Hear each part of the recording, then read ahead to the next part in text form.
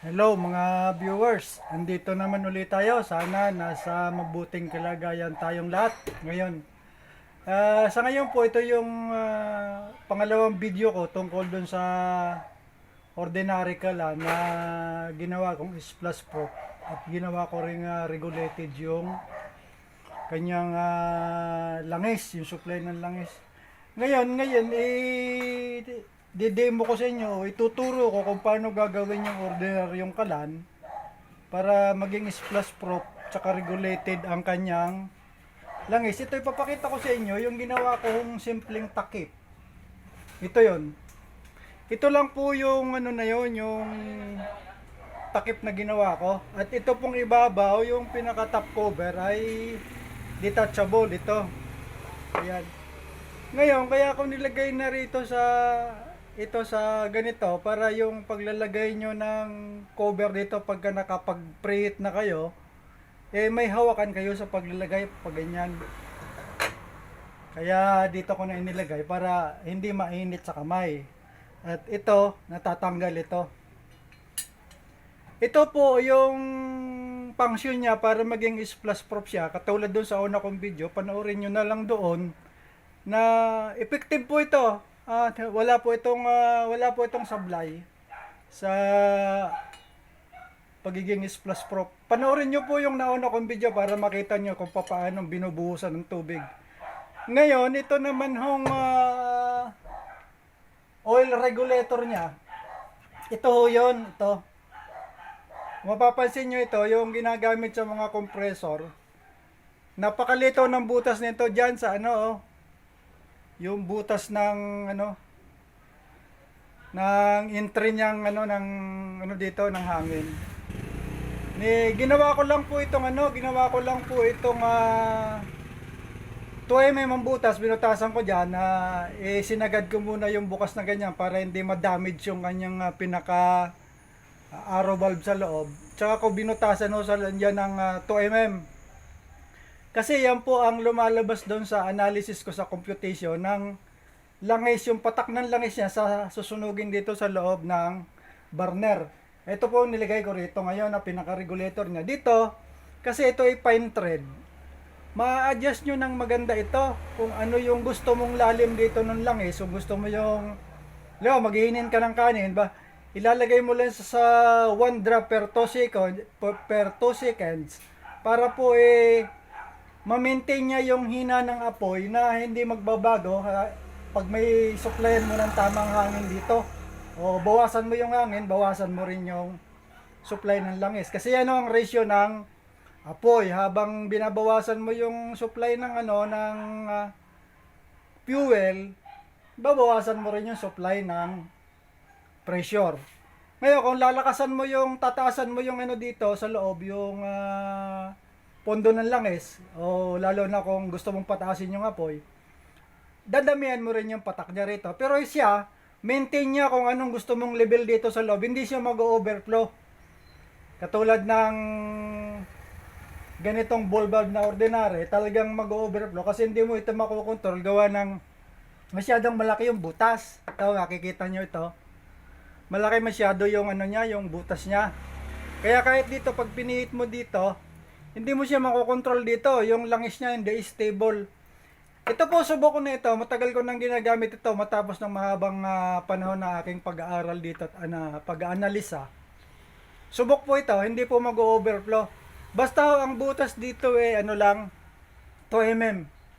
Tapos yung drop per seconds doon nakadepende yung dami rito ng langis. Pero hindi siya, pag nilagay mo siya ng halimbawa 2 drops per second, ito yung pangkaraniwang gamit natin sa pagsasaing. Minimum po ang apoy niyan, standard. At kung gusto mong dagdagan, konti-konti, pataasin mo ng konti-konti dito, ma-adjust mo ito kasi fine thread po ang nito, ang adjustment sa loob. At maganda po ang katulad ng pinakita ko sa unang video ko, panoorin niyo mabuti. At ito lang ang ginamit ko. Ito na pampong isang ito, nilagay ko ito, yung dati niyang gate valve. Para siya doon sa pag-preheat dito kasi ito pag binuksan mo, mabilis ang labas ng langis doon sa loob at malaki yung buga. Kasi pag dito ka magpipreheat, matagal ito. Pagka binuksan mo, kahit isagad mo ito, matagal mo maano yung langis doon sa loob. Kasi ito nga, kahit nakasagad ito, basta malakas ang blower mo, hindi mag-overflow yan kung meron kang sinasaing dyan o nakasalang na malaking kaldero. Kahit na nakasagad yan, di yan mag-overflow. Dito, depende dito sa blower. Kasi yun ang timing na nakuha ko sa pagsunog niya rito ng langis kung ilang drops per second. Kaya napakaganda nito kahit walang regulator. Kahit ito ang regulator niya, hindi mo na kailangan yung iba pang mga sophisticated na regulator. Simple lang, madaling gawin, at mura ang materyales. At tapos splash proof pa siya. Ordinaryong kalan lang po ito na ginawa kong splash proof.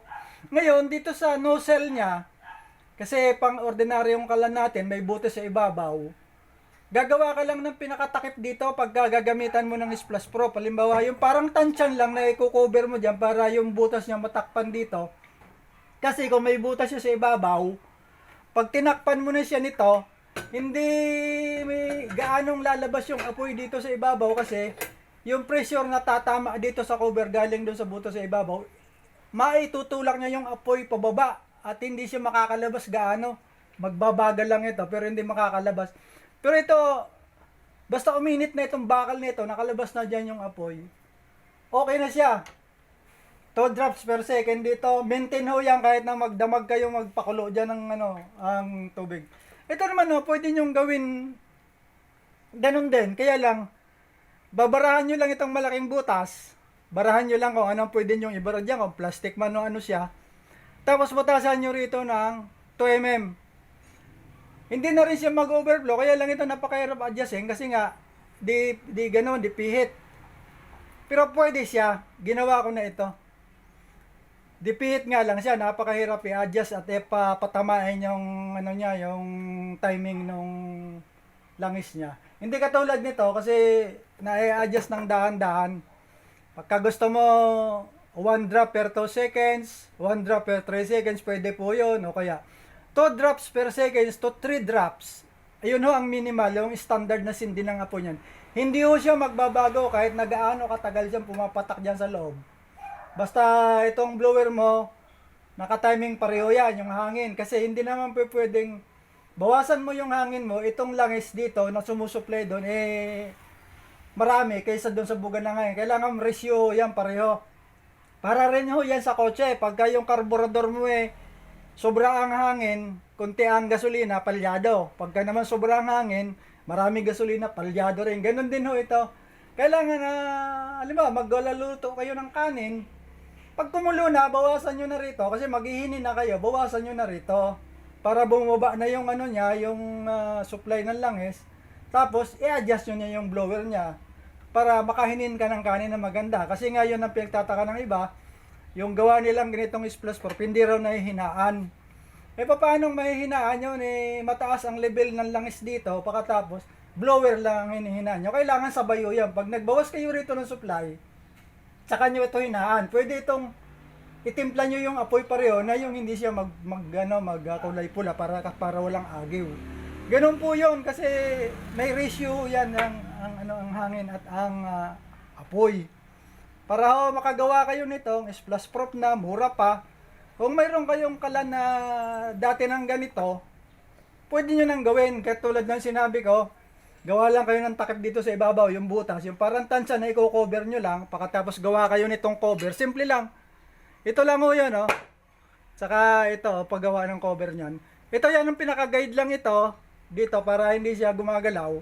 Dito nyo sa loob ilalagay yung guide nya. Kasi pag dito sa labas, pag-expand nitong burner mo pag mainit na, hindi mo na magagalaw, hindi katulad ng nasa loob. Umexpand man siya, pwede mo siyang tanggalin. Halimbawa, magluluto ka ng malaking kaldero. Total, yun naman pag malaki na ganon, hindi naman papasok na yung tubig nung dito kahit wala ito, kahit tanggalin mo ito. Pwede yon. Tatanggalin mo na lang yung cover dito sa ibabaw kasi yung parang tansyan lang yung sinusuklob. Ngayon, pag gagamitan mo ito, maliliit na kaserola o kaldero, takpan mo para yung butas dito masaraduhan yung sa ibabaw para maging effective ang kanyang pagiging splash proof. Ganyan po lang, yan lang po, ganyan lang po, kasimple yan.